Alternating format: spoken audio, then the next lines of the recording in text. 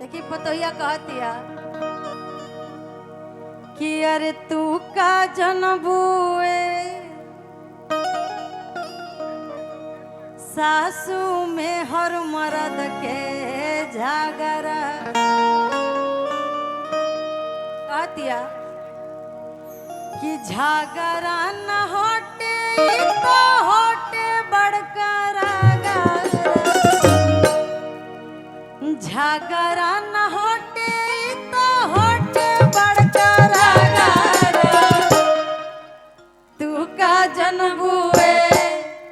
तू का जनबुए सासू में हर मर्द के झगड़ा तू का जनबुए सासू में हर मर्द के झगड़ा झगड़ा न होटे तो होटे बड़का रगड़ा झगड़ा न होटे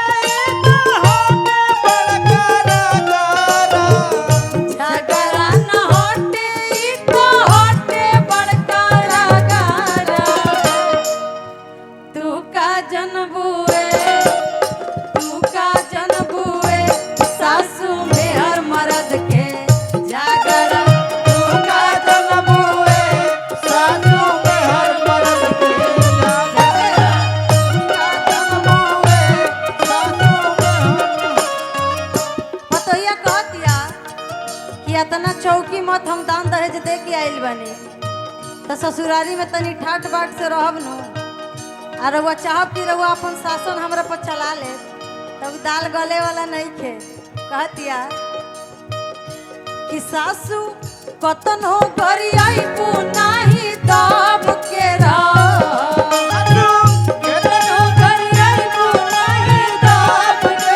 सासू कतन हो गरियाई पुनाही दाब के ए सासू हम ससुरारी या में लड़ के सासू हम ससुरारी या में लड़ के का जनबुए सासू मर्द में हर के तू का जनबुए सासू में हर मर्द के ऐसा ही पतोहिया कहतिया कि अभी तो तारा कांड सुने के मिला था कि छत पर से या पहाड़ पर से मेहरारू अपना मर्द के फेंक देता रही सब आ ज्यादा तंग करबू तो हम पता बता के कहाँ से फेंकम कहतिया ये हो तीन सखी मिल के नहाए चले के हो तीन सखी मिल के नहाए चले के ए हो तीन सखी मिल के नहाए चले हमनी की हम जीतिया होको चाहे कोनो पर्व होको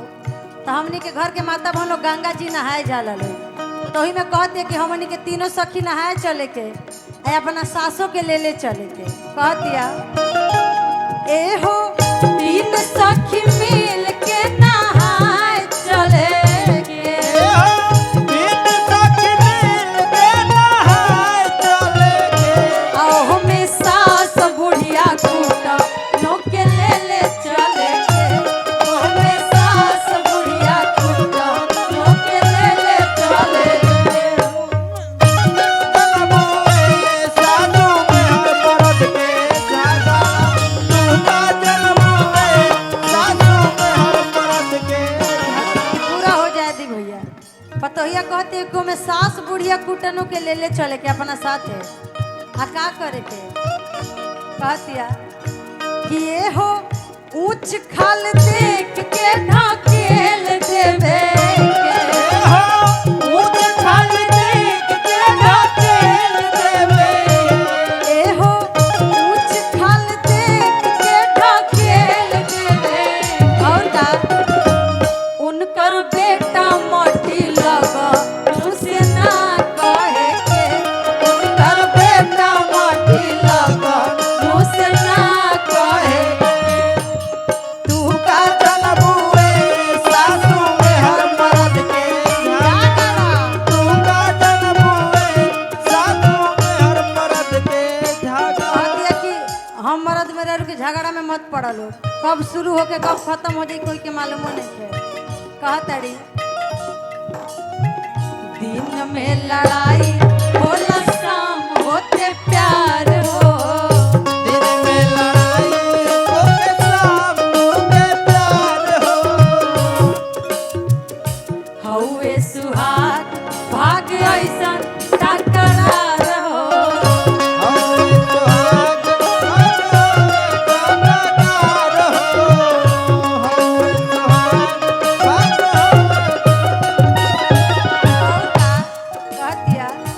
कि बियाह को के आइल बनी, साथ फेरा लेके आइल बनी, हती हती बात पर झगड़ा करके रिश्ता तोड़े खातिर थोड़ी। ऐसा नाही टूटे बंधन होला बड़ा तगड़ा,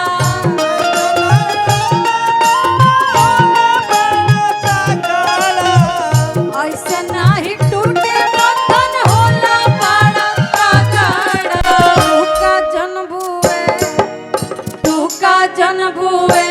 सासू में हर मर्द के जागड़ा, तू का जनबुए सासू में हर मर्द के जागड़ा, तू का जनबुए सासू में हर मर्द के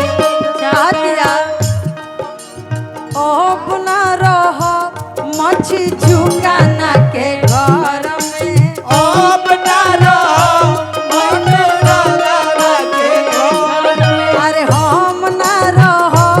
आई तो गालावा के घर में, अब ना रहो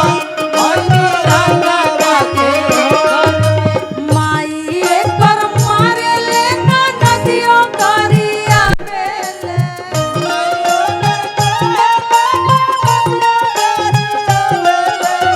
माई एकर मारे ले ना नदियों करिया बेले।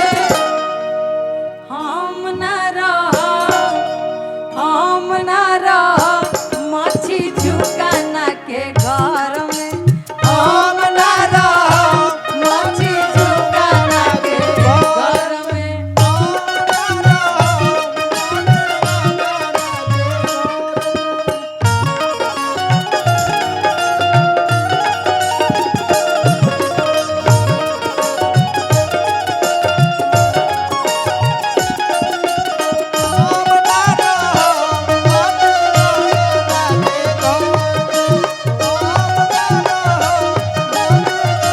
आगे कहत रही कि तू तो बूढ़ा गइलू, तारा जी में कुछ काम धंधा बाना, ई ना कि मन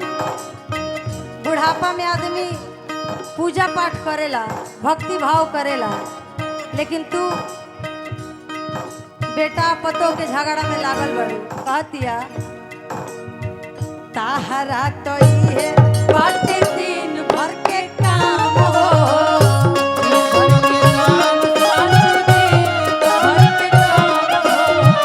जाहो ने बुढ़ापा आइल करा तू आराम हो।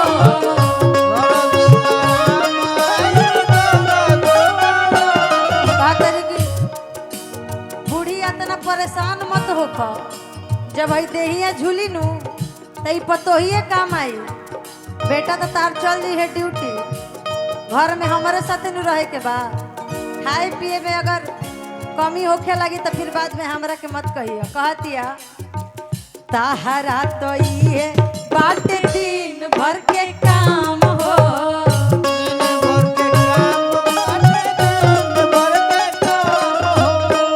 जाहो ने बुढ़ापा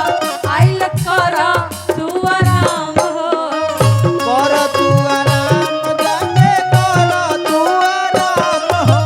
घर घर के इहे लीला बा,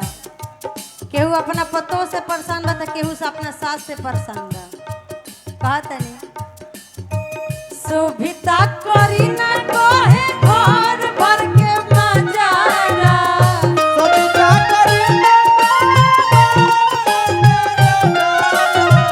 सुभिता करी ना कोहे घर भर के मजारा। तू का जनबुए सासू में हर मर्द के जागड़ा, तू का जनबुए सासू में हर मर्द के जागड़ा, तू का जनबुए सासू में हर मर्द के जागड़ा, तू का जनबुए सासू में हर मर्द के जागड़ा, तू का जनबुए सासू में हर मर्द के जागड़ा। बहुत बहुत धन्यवाद गार्जियन।